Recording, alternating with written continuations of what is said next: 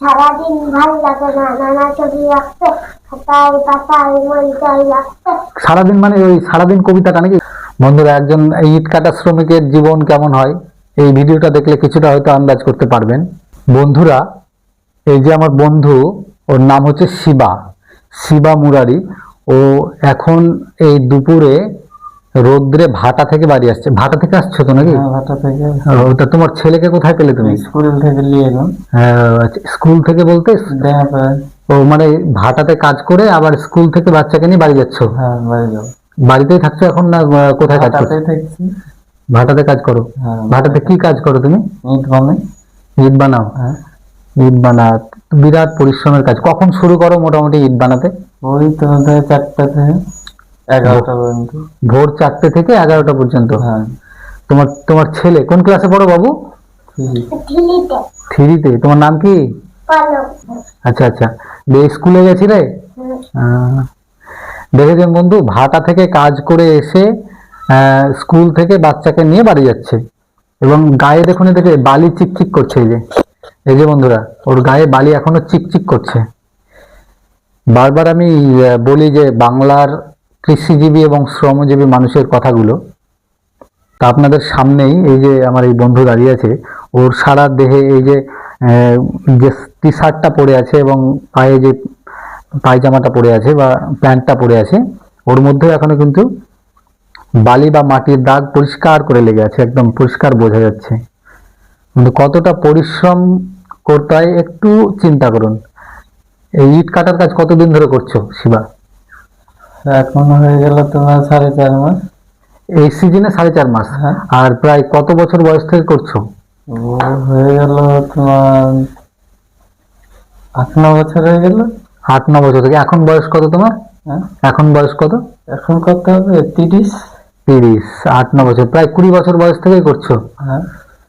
বন্ধুরা, এই যে গ্রামের মানুষরা খেটে খাওয়ায় যাদের একমাত্র সম্বল, বিশেষ করে এই ভাটার যখন সিজন চলে তখন ভাটাতে কাজ করে, আর অন্য সময় অন্য মাঠে ঘাটে কাজ করে।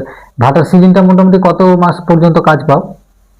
ধরলাও কাজ হয়ে যায় তোমার 5 মাস মতো। 5 মাস। এই সময়টা বেশ অনেকগুলো টাকা পয়সা মোটামুটি জোগাড় করা যায়। হ্যাঁ, হ্যাঁ, মানে অন্যান্য চাষে খেটে যে টাকাটা ইনকাম হয়, কিন্তু ভাটায় একসঙ্গে অনেকগুলো টাকা এটা একসঙ্গে পাওয়া যায়। আর ওইটা তোমার যেটা মাঠে ঘাটে সেটা তোমার তো খরচ হয়ে যায়। একদম একদম। ওটা তো বেশি না, ওই এখন ধান লাগা দেবে 400, আর এমনি তোমার কাটা দেবে 350, শেষ হয়ে যায় ধরলো। আর এটা তোমার 1000 কাটলে তোমার ধরলো 550। আর একটা মেয়ে আছে তো তোমার? হ্যাঁ, ও এখন বহরমপুরে গেছে, ওর 3:30টায় ছুটি। বহরমপুর স্কুলে পড়ে? হ্যাঁ। এখন কোন ক্লাস হলো ওর? 5। তোমরা দুজনেই কাজ করো? হ্যাঁ, স্বামী স্ত্রী দুজনেই গেছে। ও কি এখন তাহলে ভাটাতেই আছে নাকি? হ্যাঁ, চান করে আরাম করে রান্না বান্না করে দিই।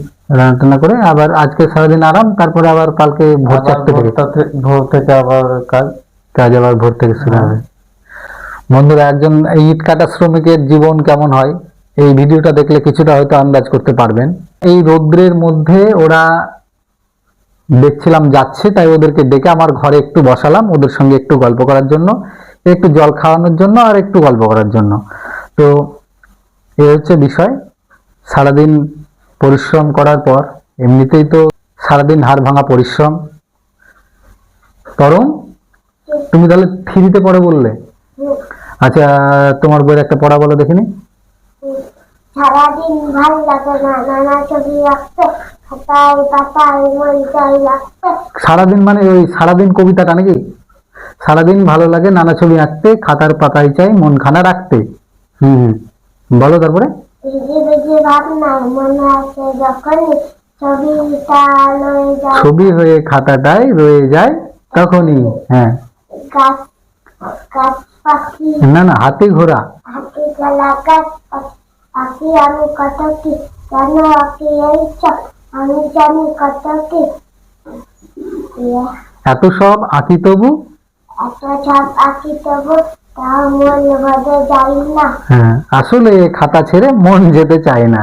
হ্যাঁ, তুমি খুব সুন্দরই বলেছো, ভালো মুখস্থ আছে, খারাপ নেই।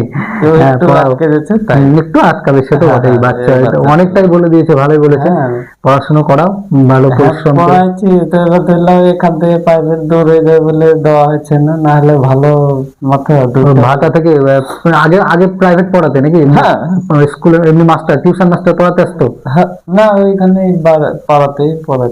আচ্ছা আচ্ছা, এবার এবার ভাটায় চলে গেছে, ওই জন্য এখন পড়াটা বন্ধ এই হয়ে আর গেছে। 1-8 মাস চলবে বলে এখন দিচ্ছি না। আচ্ছা থাক, আচ্ছা। একটু কষ্ট করুক। হ্যাঁ তার বাড়িতে হচ্ছে, ওখানে পড়াবে না। বাড়ি আসা তোমার ধরলে এখনো 1 মাস টাইম আছে, তো 1 মাসের জন্য দিচ্ছি না, ওখানে আমি সময় একাত্তর সময় করে বলে দিচ্ছি, ধরলো যেটা যেগুলো পাচ্ছে না সেগুলো বলে দিচ্ছি। ঠিক ঠিক। ওই যে এটা কাজ করার পরে যখন সময় পাই তখন একটু বলে দাও। ওই সন্ধ্যার টাইমে। এতটা ওদের তখন বাচ্চা ছেলে লং হয়ে যাবে না, যাওয়া আসা, স্কুল থেকে এসে আবার প্রাইভেটে যাওয়া, সেই জন্য দিচ্ছি না, বলছি থাক 1 মাস এভাবেই চালিয়ে দিই। ঠিকই আছে, বাবা কত পরিশ্রম করে তোমাকে লেখাপড়া শেখাচ্ছে, ভালো করে পড়াশোনা শিখবে। হ্যাঁ বেশ, ঠিক আছে পরম, ঠিক আছে তো?